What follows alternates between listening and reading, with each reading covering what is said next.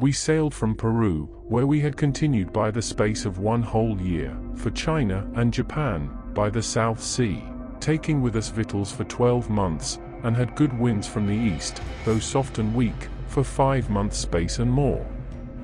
But then the wind came about, and settled in the west for many days, so as we could make little or no way, and were sometimes in purpose to turn back.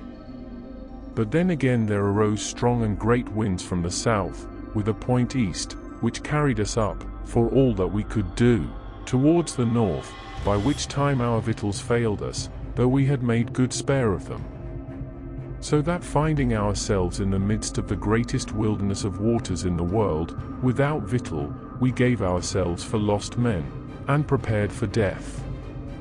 Yet we did lift up our hearts and voices to God above, who showeth his wonders in the deep, beseeching him of his mercy, that as in the beginning he discovered the face of the deep, and brought forth dry land, so he would now discover land to us, that we might not perish.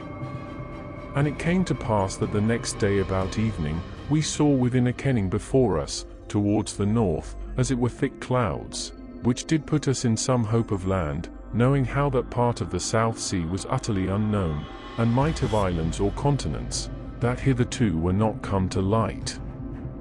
Wherefore we bent our course thither, where we saw the appearance of land, all that night, and in the dawning of the next day, we might plainly discern that it was a land, flat to our sight, and full of boscage, which made it show the more dark.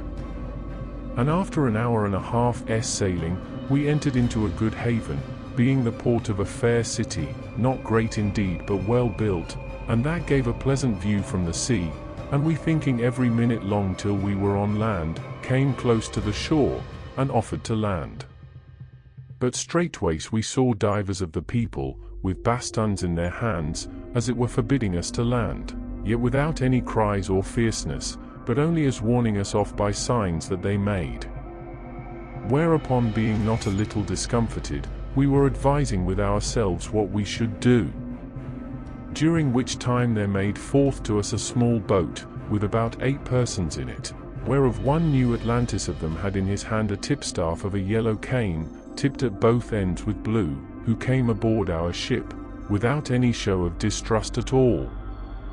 And when he saw one of our number present himself somewhat afore the rest, he drew forth a little scroll of parchment, somewhat yellower than our parchment, and shining like the leaves of writing tables, but otherwise soft and flexible, and delivered it to our foremost man.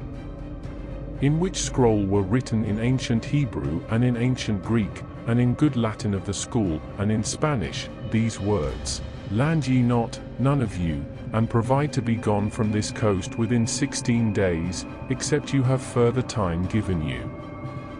Meanwhile, if you want fresh water, or victual, or help for your sick, or that your ship needeth repair, write down your wants, and you shall have that which belongeth to mercy.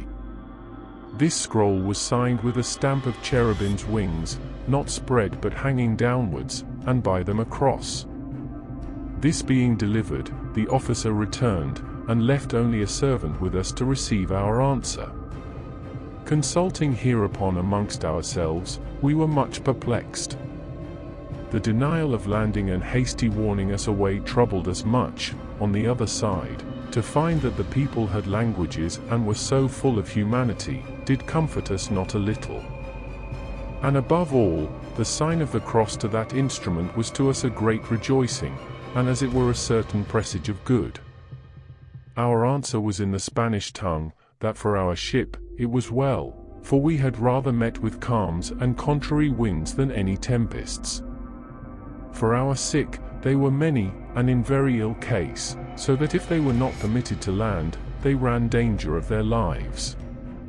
Our other wants we set down in particular, adding, that we had some little store of merchandise, which if it pleased them to deal for, it might supply our wants without being chargeable unto them. We offered some reward in pistolets unto the servant, and a piece of crimson velvet to be presented to the officer, but the servant took them not, nor would scarce look upon them, and so left us, and went back in another little boat which was sent for him. About 3 hours after we had dispatched our answer, there came towards us a person, as it seemed, of place. He had on him a gown with wide sleeves, of a kind of water chamois, of an excellent azure color, far more glossy than ours. His underapparel was green, and so was his hat, being in the form of a turban, daintily made, and not Francis Bacon so huge as the Turkish turbans, and the locks of his hair came down below the brims of it. A reverend man was he to behold. He came in a boat, gilt in some part of it, with 4 persons more only in that boat, and was followed by another boat, wherein were some 20. When he was come within a flight shot of our ship, signs were made to us that we should send forth some to meet him upon the water, which we presently did in our ship-boat, sending the principal man amongst us save one, and 4 of our number with him. When we were come within 6 yards of their boat, they called to us to stay, and not to approach farther, which we did. And thereupon the man whom I before described stood up, and with a loud voice in Spanish, asked, "Are ye Christians?" We answered, we were, fearing the less, because of the cross we had seen in the subscription. At which answer the said person lifted up his right hand towards heaven, and drew it softly to his mouth, which is the gesture they use when they thank God, and then said, "If ye will swear, all of you, by the merits of the Saviour that ye are no pirates, nor have shed blood lawfully nor unlawfully within 40 days past, you may have license to come on land." We said, we were all ready to take that oath. Whereupon one of those that were with him, being, as it seemed, a notary, made an entry of this act. Which done, another of the attendants of the great person, which was with him in the same boat, after his lord had spoken a little to him, said aloud, "My lord would have you know, that it is not of pride or greatness that he cometh not aboard your ship, but for that in your answer you declare that you have many sick amongst you. He was warned by the conservator of health of the city that he should keep a distance." We bowed ourselves towards him, and answered, we were his humble servants, and accounted for great honor and singular humanity towards us that which was already done. But hoped well that the nature of the sickness of our men was not infectious. So he returned, and a while after came the notary to us aboard our ship, holding in his hand a fruit of that country, like an orange, but of color between orange tawny and scarlet, which cast a most excellent odor. He used it, as it seemeth, for a preservative against infection. He gave us our oath, by the name of Jesus and his merits, and after told us that the next day, by 6 of the clock in the morning, we should be sent to, and brought to the stranger's house, so he called it, where we should be New Atlantis accommodated of things both for our whole and for our sick. So he left us, and when we offered him some pistolets, he smiling said, he must not be twice paid for one labor. Meaning, as I take it, that he had salary sufficient of the state for his service. For, as I after learned, they call an officer that taketh rewards, twice paid. The next morning early, there came to us the same officer that came to us at first, with his cane, and told us, he came to conduct us to the stranger's house, and that he had prevented the hour, because we might have the whole day before us for our business. "For," said he, "if you will follow my advice, there shall first go with me some few of you, and see the place, and how it may be made convenient for you, and then you may send for your sick, and the rest of your number which ye will bring on land." We thanked him, and said, that this care which he took of desolate strangers God would reward.